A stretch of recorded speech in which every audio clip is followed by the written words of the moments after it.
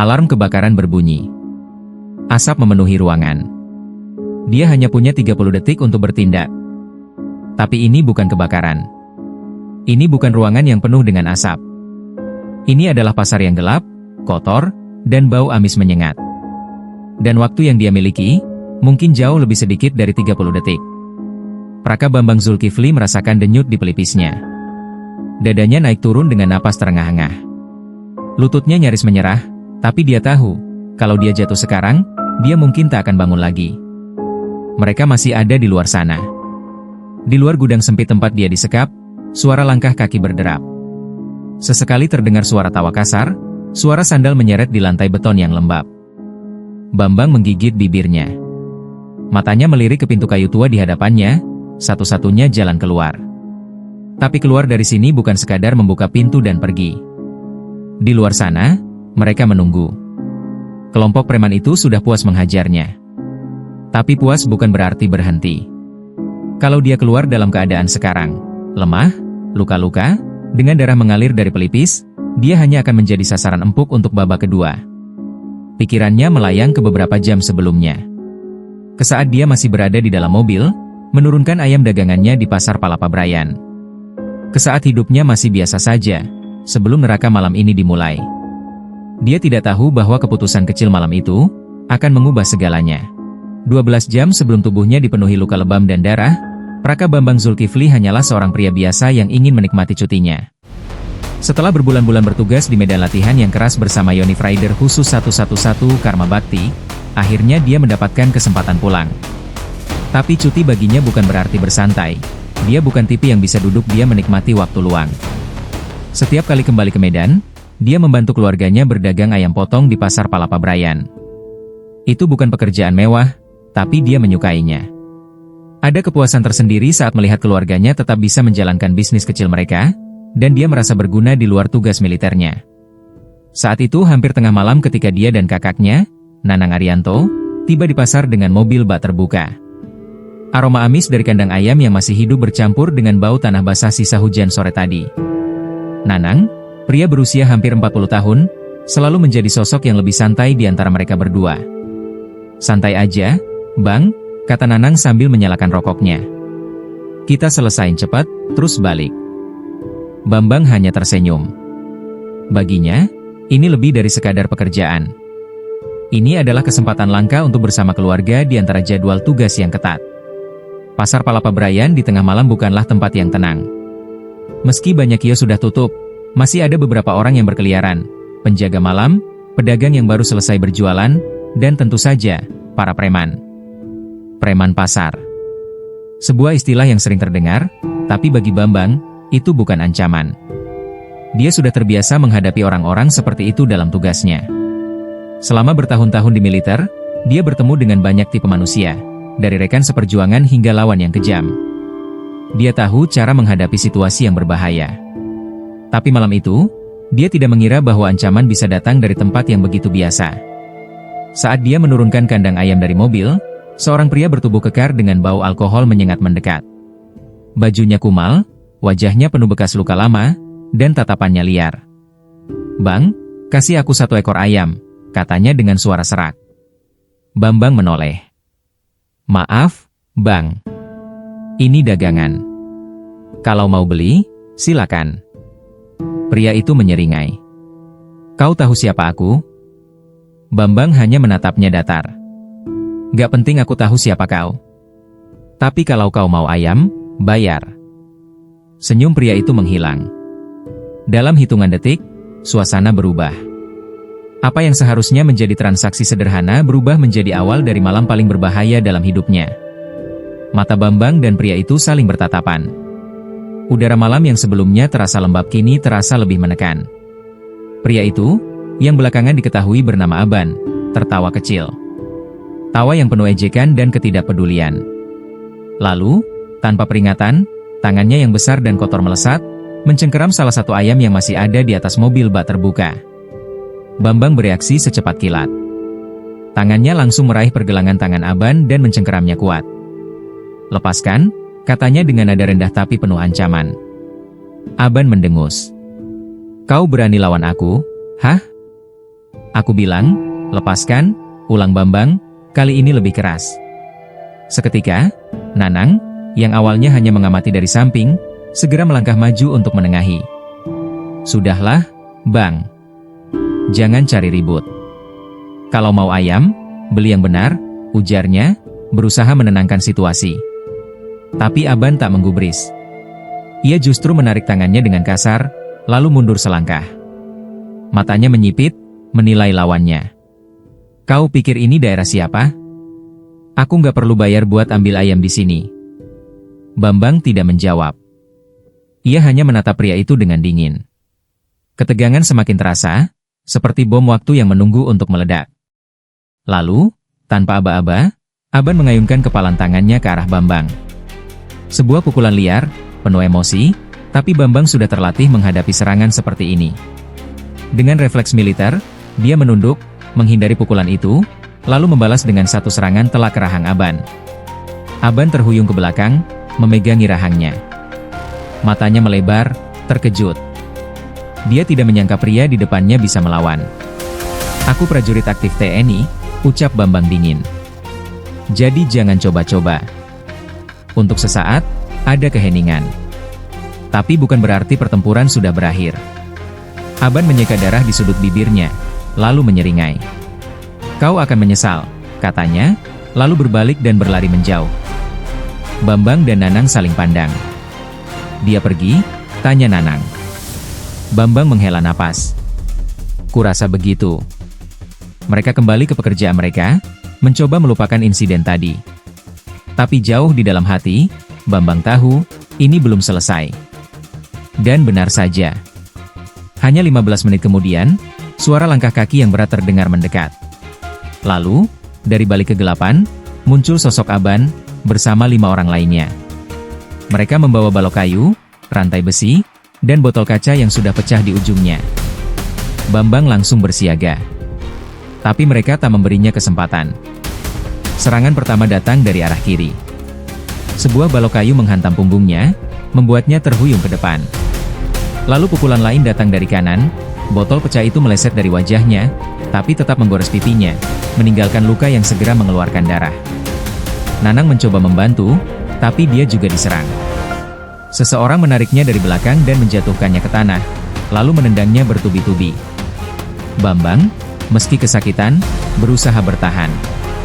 Dia menangkis beberapa serangan, membalas dengan pukulan yang mengenai salah satu lawannya, membuat pria itu jatuh terkapar. Tapi jumlah mereka terlalu banyak. Dia kembali menerima pukulan keras di perutnya, membuatnya kehilangan keseimbangan. Lalu, sesuatu menghantam kepalanya, entah balok kayu atau besi, dan dunia seketika menjadi kabur. Saat dia terjatuh ke tanah, kesadarannya mulai memudar. Di kejauhan, dia samar-samar mendengar suara tawa. Suara preman-preman itu yang puas melihatnya terkapar tak berdaya. Lalu, semuanya menjadi gelap. Dingin. Itu yang pertama kali dirasakan Bambang saat kesadarannya mulai kembali. Kepalanya terasa berat, denyut nyeri berdenyut di tengkoraknya. Pandangannya masih buram, tapi ia bisa merasakan sesuatu yang kasar menekan pergelangan tangannya, tali. Ia mencoba bergerak, tapi tubuhnya terasa lemah. Seiring dengan pulihnya kesadaran, dia mulai mengenali tempat ini. Bau amis dan busuk menusuk hidungnya.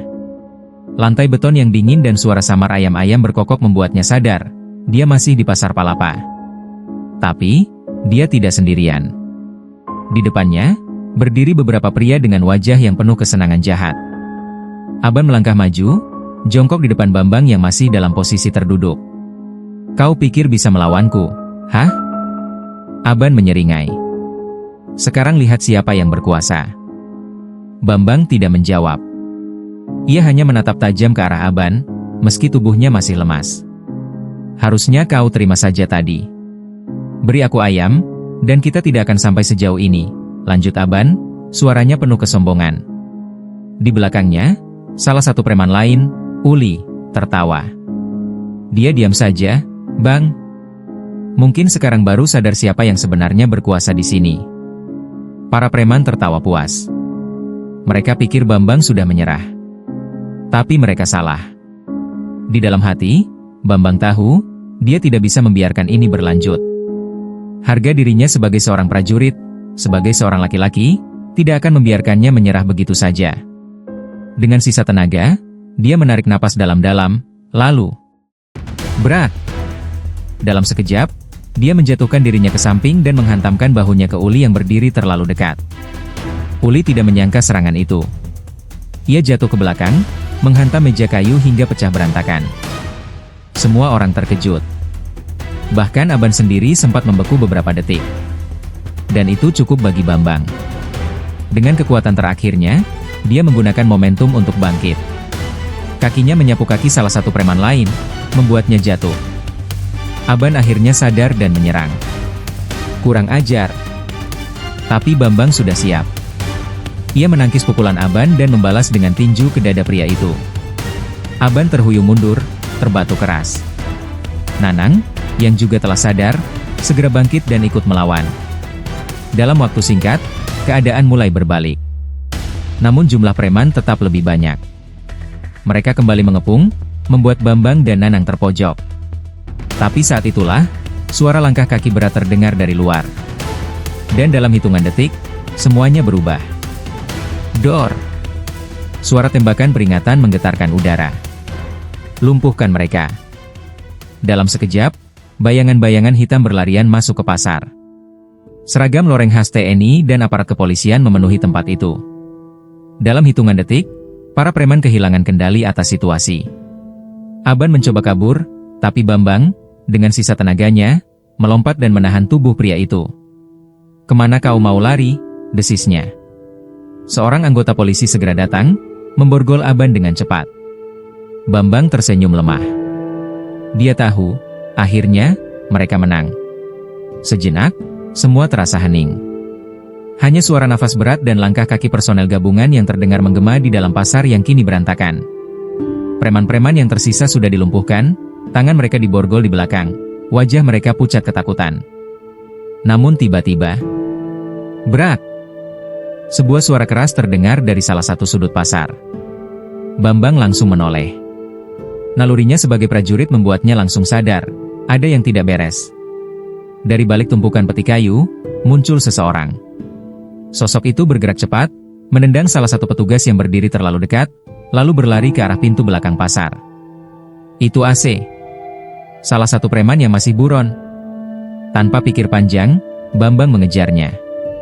Luka-luka di tubuhnya masih terasa perih, tapi adrenalin memacu langkahnya lebih cepat. "Berhenti!" teriak seorang petugas, tapi AC tak menghiraukannya. Pria itu berlari melewati lorong sempit di belakang pasar, melompat pagar rendah, lalu menyelinap ke sebuah gudang kosong. Bambang mengejarnya tanpa ragu. Begitu memasuki gudang, kegelapan menyambutnya. Hanya ada sedikit cahaya dari lampu jalan yang menembus celah dinding. Sunyi. Bambang berjalan perlahan, matanya menyisir setiap sudut ruangan. Tiba-tiba, sebuah bayangan bergerak cepat dari samping. Bambang sempat menghindar, tapi tinju AC tetap mengenai pundaknya. Dia terhuyung mundur, tapi langsung membalas dengan pukulan ke perut lawannya. AC meringis, tapi tidak menyerah. Ia meraih sebuah balok kayu yang tergeletak di lantai dan mengayunkannya ke arah kepala Bambang. Duak! Bambang berhasil menangkis, tapi tubuhnya terhuyung. AC melihat kesempatan itu dan kembali menyerang. Namun Bambang sudah lebih dulu bergerak. Dengan cepat, ia mengaitkan kakinya ke kaki AC, lalu menjatuhkannya ke lantai. Brak! AC jatuh keras, kepalanya menghantam lantai beton. Ia mencoba bangkit, tapi Bambang sudah lebih dulu menindihnya, menekan lututnya ke punggung AC sambil mencengkeram tangannya ke belakang. Permainan sudah selesai, desis Bambang. Saat itu juga, suara langkah kaki mendekat. Beberapa petugas berseragam masuk dengan senjata terangkat, wajah mereka tegang. Mereka melihat Bambang yang sudah berhasil melumpuhkan AC. "Saya sudah urus dia," kata Bambang, napasnya terengah. Petugas segera maju, memborgol AC dengan paksa. Bambang akhirnya menghela napas lega. Tubuhnya terasa lelah, tapi di dalam hatinya, ia tahu, keadilan akhirnya ditegakkan. Namun pertanyaannya, apakah ini benar-benar sudah berakhir? Pasar Palapa Brayan yang semula dipenuhi hiruk-pikuk kekacauan kini mulai mereda. Para preman yang tertangkap telah digiring ke dalam mobil patroli, tangan mereka terborgol erat. Bambang berdiri di antara personel gabungan yang masih berjaga, matanya menatap AC dan Aban yang duduk di tanah dengan wajah tertunduk. Luka di tubuhnya masih berdenyut, tapi ada kepuasan di dalam hatinya. Seorang petugas polisi mendekatinya. "Terima kasih, Pak. Kalau bukan karena keberanian Anda, mungkin mereka masih berkeliaran dan membuat masalah." Bambang mengangguk pelan. Ia bukan seorang pahlawan, hanya seseorang yang menolak tunduk pada ketidakadilan. Di sudut lain, saudaranya, Nanang, datang menghampiri. Wajahnya masih menyiratkan kemarahan dan sedikit kekhawatiran. "Kau baik-baik saja?" Bambang tersenyum tipis. "Aku masih hidup, itu sudah cukup." Di kejauhan, masyarakat mulai berkumpul, menyaksikan akhir dari kekacauan ini. Beberapa pedagang yang biasa berjualan di pasar tampak lega melihat para preman itu akhirnya ditangkap. Seorang wanita tua yang berjualan sayur mendekat, air mata menetes di pipinya. "Terima kasih, Nak. Kami sudah terlalu lama hidup dalam ketakutan karena mereka." Bambang hanya tersenyum.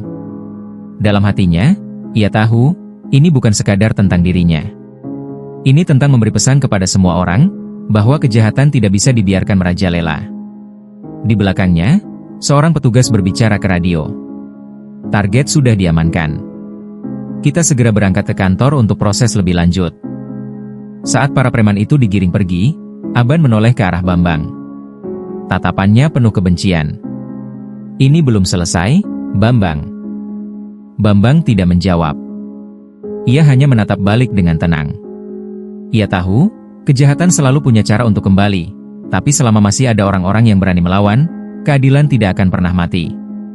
Malam semakin larut ketika Bambang dan Nanang akhirnya meninggalkan pasar. Mereka berjalan pelan menuju mobil, meninggalkan bayang-bayang kekacauan yang baru saja berlalu. Di sepanjang jalan, suara pasar yang biasanya ramai kini terasa berbeda. Seolah tempat ini telah menyaksikan sesuatu yang tak akan mudah dilupakan. Udara masih mengandung aroma debu dan keringat, bercampur dengan samar-samar bau darah yang mengering di sudut bibir Bambang. Nanang menarik napas panjang. "Kita berhasil, tapi kenapa aku merasa ini belum benar-benar selesai?" Bambang menatap lurus ke depan. Karena kejahatan selalu mencari celah untuk kembali. Mereka tahu, penangkapan malam ini bukanlah akhir. Masih ada 2 pelaku yang belum tertangkap. Masih ada kemungkinan dendam yang akan bersemi di hati orang-orang yang merasa dirugikan. Tapi satu hal yang pasti, ketidakadilan tidak boleh dibiarkan berkuasa. Saat mobil mereka melaju meninggalkan area pasar, Bambang melihat ke kaca spion. Sekelompok warga masih berdiri di kejauhan, menatap kepergiannya dengan ekspresi berbeda-beda. Ada yang lega, ada yang masih takut, dan ada yang penuh harapan. Malam itu, Bambang mungkin telah memenangkan pertarungan. Tapi perang melawan ketidakadilan? Itu belum selesai. Bagaimana menurutmu kisah ini? Apakah menurutmu kejahatan bisa benar-benar diberantas, atau mereka hanya menunggu waktu untuk kembali? Tulis pendapatmu di kolom komentar. Jangan lupa like, share, dan subscribe untuk terus mendapatkan kisah-kisah heroik lainnya. Sampai jumpa di cerita berikutnya.